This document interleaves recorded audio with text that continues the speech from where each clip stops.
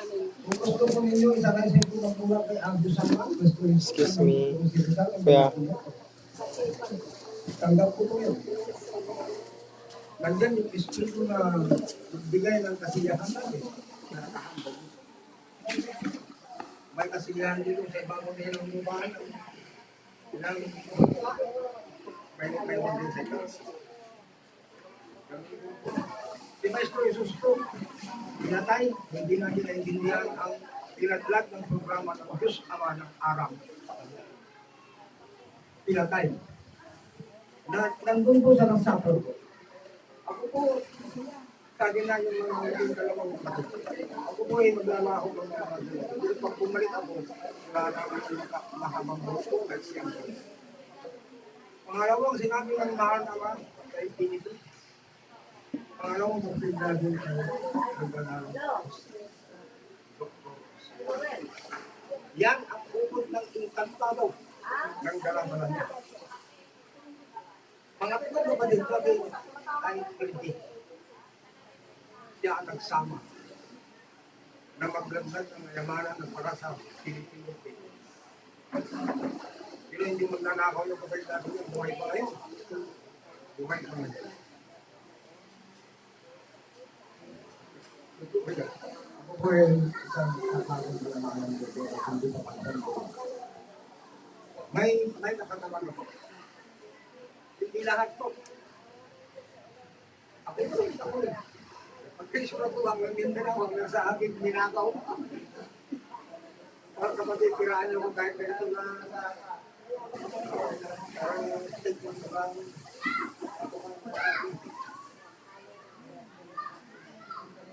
Cavite, balik natin ang espiritu ko sa Cavite. Inangay. Ano tali? Minsan, pinupokus ko sa pagbubuti. Tatanim ng gulay sa hiram ng panglawas ko. Kaya lang esperiensya na. Nagpupis mo ako. Kaya sinasabi ninyo, magpakumbaba ka, oo, pinagay niya ang doktor sa akin, naurnos kapya doon lang sa Ilocano. Pinagalos niya doon para sila mong umating na kapya pag nagitao. Limang prinsipo ang pinagay niya ang doktor sa akin. Pero kay Maestro Jesus, bagong bukan, urnos kapya. Magandang hapon po.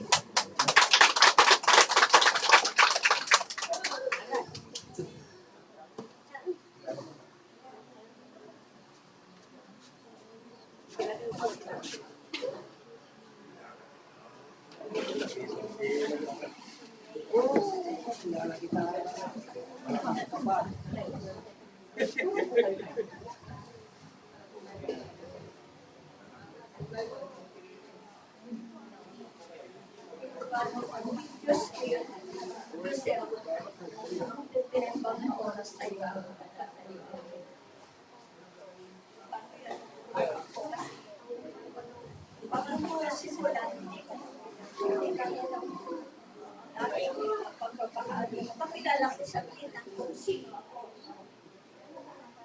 Ako po ay naging madre ng 17 years. Ito ang perpetual vow-ring ko. Ngunit hindi meron akong permiso from the Holy Fathers na lumabas sa Tibet. Pagkatapos yan, 17 years sa Carpet, punta ako sa development work sa Nueva Ecija, 14 years. Doon ko natutunan kung paano makisalamuha sa pinakamahirap na tao. May no read, no write.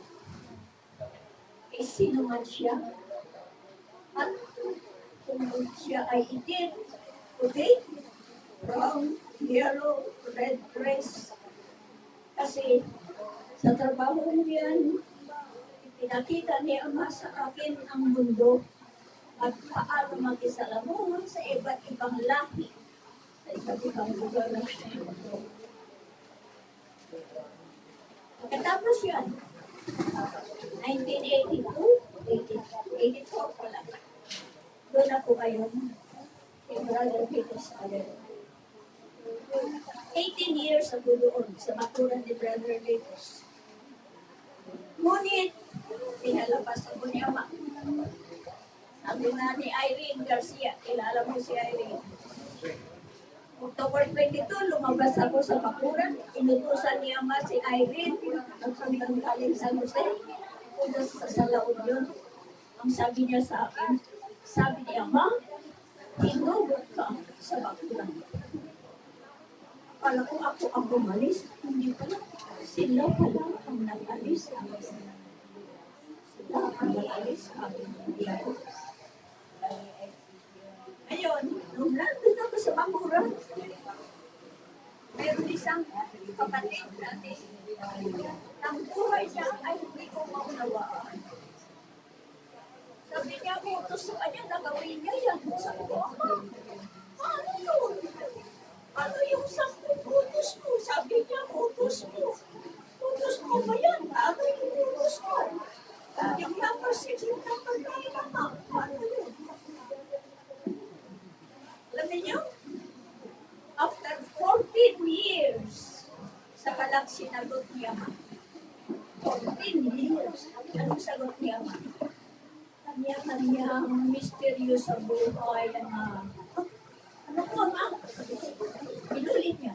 Kanya-kanyang mysterious sa buhay na ma, sabi ko, bakit ngayon mo lang sinabi? Ang tagal naman.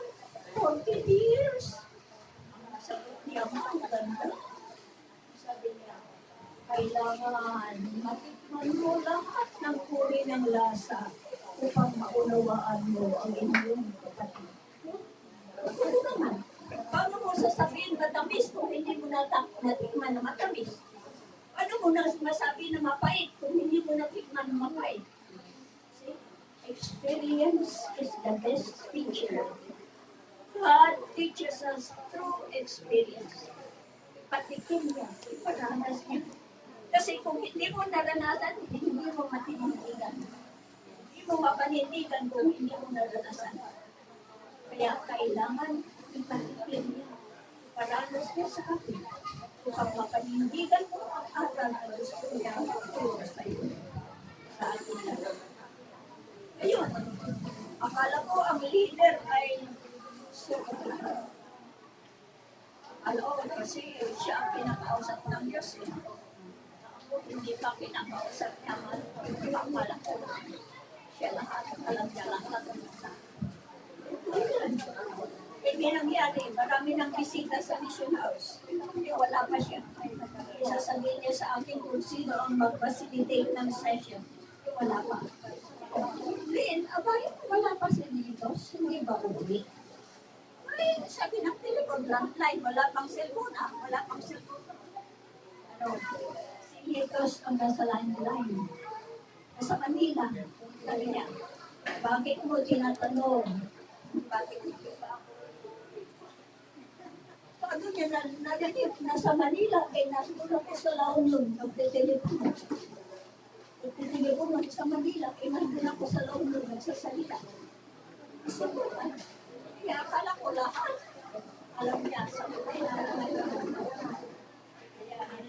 Ngunit, yung unang sinabi niya sa akin, paglabas ko sa pakirat, yung brother ko, isang mo kasabi niya, not all answers are forced to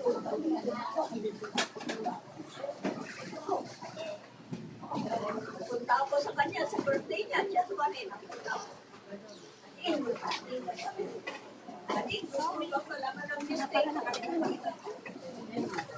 Palahat ng katanungan. May mistake.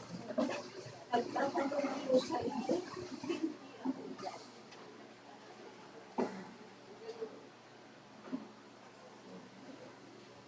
Napapalaki.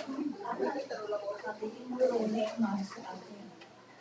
Kasi, I am now 89 years old.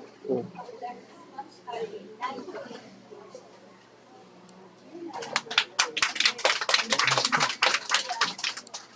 Kaunti nung pumasok ako sa convent hanggang ngayon.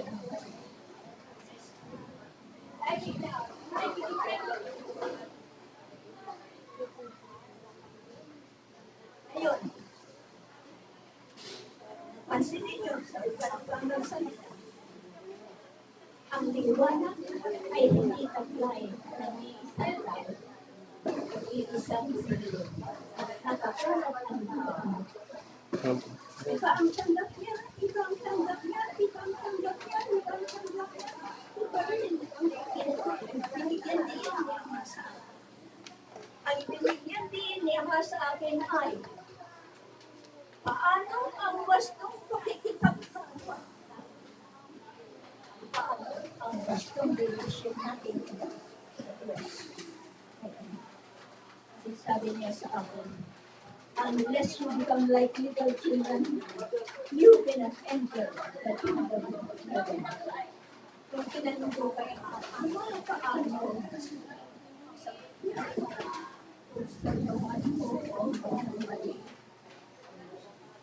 Yung innocent child. Ba yung innocent child? Dependence, lahat. Sige pa. Sino ba ang Sige na. Dami upuan. siya ang tunay natin? Siya ang bibigay niya. Nay. Yung Pak Lara. Yung Pak Lara. Pilang. Mogaw. Yung Pak Lara. Patay nira. Menu baka aja mogaw.